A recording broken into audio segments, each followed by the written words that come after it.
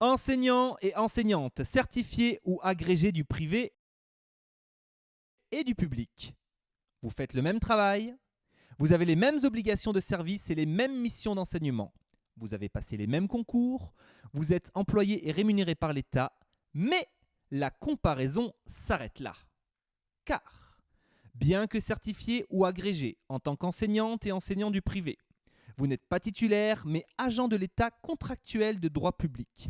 Vous n'avez pas, par conséquent, la garantie de l'emploi.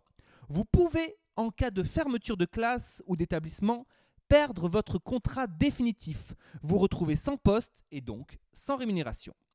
Vous n'avez pas le même salaire net car les cotisations sont plus élevées. Vous n'avez pas la même retraite car elle n'est pas calculée sur les 6 derniers mois mais sur les 25 meilleures années. Et de ce fait, vous n'avez pas les mêmes droits. Vous ne pouvez pas enseigner dans les établissements publics. Vous ne pouvez pas postuler au concours d'inspecteur. Vous ne pouvez pas passer le concours pour être chef d'un établissement public. Il vous est quasi impossible de devenir professeur titulaire à l'université. Vous ne bénéficiez pas d'un barème classant pour les mutations. Vos représentants ne siègent pas dans des commissions véritablement paritaires.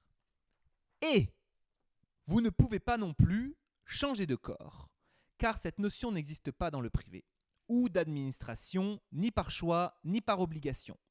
Ainsi, quand des raisons de santé ne vous permettent plus d'enseigner, vous ne pouvez pas travailler dans un CIO, un CDI, être correcteur pour le CNED ou occuper un poste administratif dans un autre secteur ou branche de la fonction publique.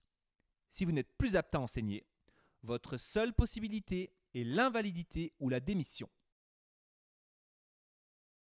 Pourtant, tout comme les enseignants et enseignantes du public, vous êtes employé par l'État. Le ministère vous paye, mais ne vous embauche pas. C'est le chef de l'établissement privé qui vous recrute en s'appuyant sur des critères obscurs tels que ne correspond pas au profil de l'établissement.